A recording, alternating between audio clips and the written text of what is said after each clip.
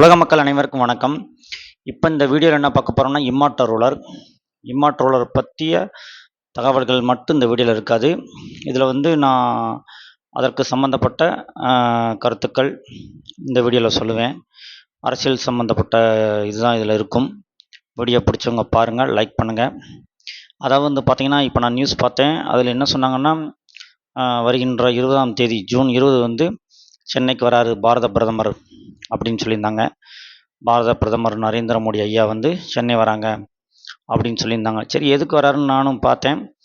வந்தே பாரத் ரயில் திட்டத்தை தொடங்கி வைக்கிறதுக்காக பிரதமர் வராரு அப்படின்னு சொல்லியிருந்தாங்க. நான் அதை நான் அந்த நியூஸை பார்த்துட்டு யோசித்தேன்.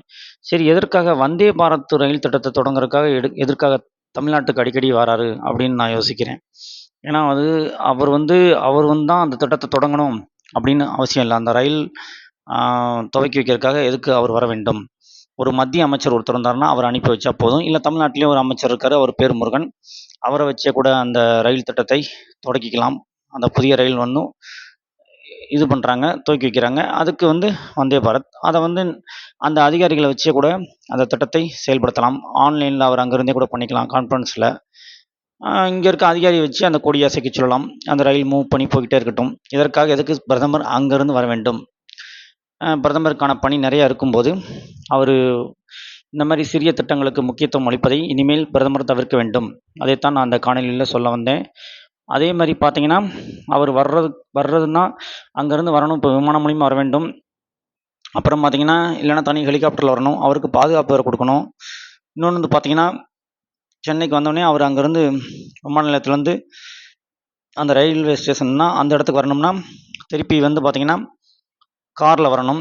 அந்த ரோடெல்லாம் பிளாக் பண்ணணும். திருப்பி அன்றைக்கி ஃபுல்லாக சென்னையில் மக்கள் வேலைக்கு போகிறதுக்கு சிரமமாக இருக்கும், ஸ்கூலுக்கு போகிறதுக்கு சிரமமாக இருக்கும். அந்த ரோடெல்லாம் பிளாக் பண்ணி அவருக்கு பாதுகாப்புக்கு ஒரு 5000 போலீஸாரை ஏற்பாடு பண்ணணும். அவர் கூட வேறு நிறையா பேர் வருவாங்க. ஸோ இதுக்கு ஆகக்கூடிய செலவுன்னு பார்த்திங்கன்னா கிட்டத்தட்ட லேக்ஸ் கணக்கில் செலவழிக்க வேண்டியிருக்கும், லட்சக்கணக்கில் செலவு பண்ண வேண்டியிருக்கும்.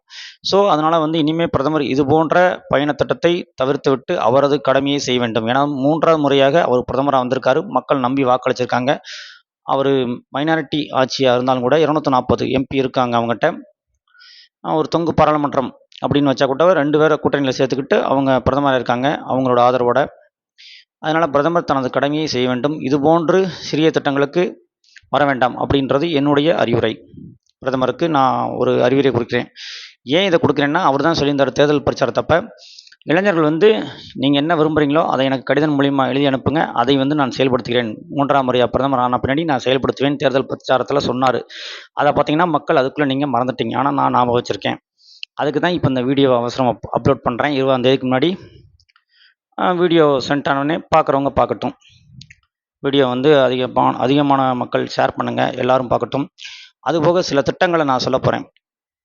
அதாவது பிரதமரோட பணிகள் என்னன்னு பார்த்தீங்கன்னா, எல்லா மக்களுக்கும் குடிநீர் கிடைக்கணும். இப்போ இந்தியாவில் இருக்கக்கூடிய மக்கள் 120 கோடி பேர் இருக்காங்கன்னு வச்சுக்கோங்க. ஆனால் எல்லாருக்குமே அனைவருக்கும் குடிநீர் கிடைக்க, நல்ல சுத்தமான குடிநீர் கிடைக்க பிரதமர் உறுதி செய்ய வேண்டும். அதே மாதிரி பார்த்திங்கன்னா, அனைவருக்கும் உணவு கிடைக்குதா, எல்லாருக்கும் 3 நேரம் சாப்பிட்றதுக்கு உணவு கிடைக்குதா அப்படின்றத பிரதமர் உறுதி செய்ய வேண்டும். அப்படி கிடைக்கல அப்படின்றத அவர் தான் கணக்கெடுப்பு செய்ய வேண்டும். கணக்கெடுப்பு நடத்தி அவங்களுக்கு தேவையான தானியங்களை கொடுக்கணும். இப்போ ரேஷன் அரிசியில் கொடுக்குற தானியங்கள்லாம் என்னைய கேட்டால் அது தரமில்லாது. அதை தரத்தை பரிசோதிக்க வேண்டும். பிரதமர் நேரடியாக ரேஷன் கடைக்கு அவர் போக வேண்டும். இல்லை மத்திய அமைச்சர் அனுப்பி அந்த உணவு தானியங்களோட தரத்தை சரி செய்து மக்களுக்கு 3 நேரமும் உணவு கிடைக்க ஏற்பாடு செய்ய வேண்டும்.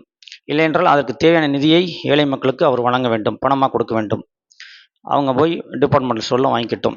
அதே மாதிரி எல்லாருக்கும் அனைவருக்கும் இலவச கல்வி கிடைப்பதை பிரதமர் உறுதி செய்ய வேண்டும். அதாவது எல்லாருமே 1வதுலேருந்து 10வது வரைக்கும் அனைவருமே படிக்கணும்.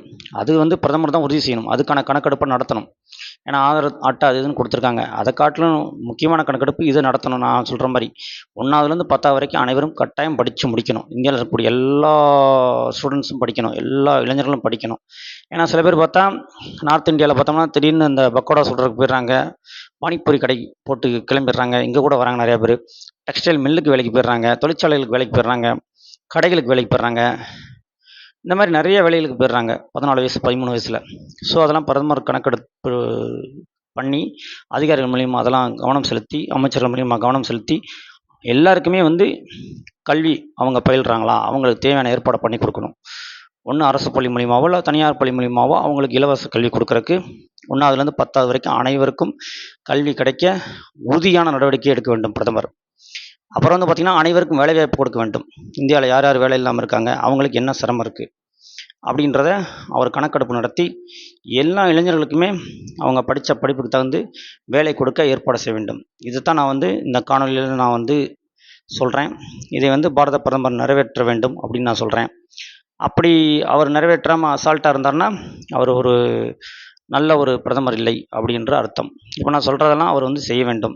முடிந்தால் நான் கடிதமாக எழுதி கூட பிரதமர் அலுவலகத்துக்கு அனுப்ப தயாராக இருக்கிறேன். அடுத்த வீடியோவில் சந்திப்போம் மக்களே. இதை அவர் செய்யாத பட்சத்தில் இம்மாற்றுலர் ஆட்சி வந்த பின்பு இது அனைத்தும் நிறைவேற்றப்படும். இம்மாற்றுலர் யார் அப்படின்னு கேட்டுக்கிட்டு இருப்பீங்க. அது நமக்கு தெரியாது. முருகனோட ஆட்சி தான் இம்மாற்றுலர் ஆட்சின்னு நினைக்கிறேன். கடவுளே வந்தால் நல்லாயிருக்கும். ஆனால் என்கிட்ட 2003 ஒருத்தர் கேட்டார். அதாவது ஒரு சிறிய ஒருத்தன் வந்து ஒரு சிறுவன் வந்து உலகத்தை ஆள்வான் அப்படின்னு சொல்லுவார். சிறுவன்னா வயசு அதெல்லாம் அவங்க சொல்லலை. ஒரு மனிதன் வந்து உலகத்தை ஆட்சி செய்வான் அப்படின்னு சொல்லி என்கிட்ட ஒருத்தர் தனிப்பட்ட முறையில் வந்து 2003 ஒருத்தர் என் கூட சொன்னார். என்கிட்ட பகிர்ந்துக்கிட்டார் அந்த விஷயத்த. அது யாராக இருக்கும் அப்படின்னு சொல்லி என்கிட்ட கேட்டுக்கிட்டு இருந்தார். அது எனக்கு தெரியாதுங்கன்ட்டேன். அவர் 20 வருஷத்துக்கு முன்னாடி என்கிட்ட ஒருத்தர் சொன்னார். அதே மாதிரி பார்த்தோம்னா 2014 என்கிட்ட இதே வார்த்தையை ஒருத்தர் சொன்னார்.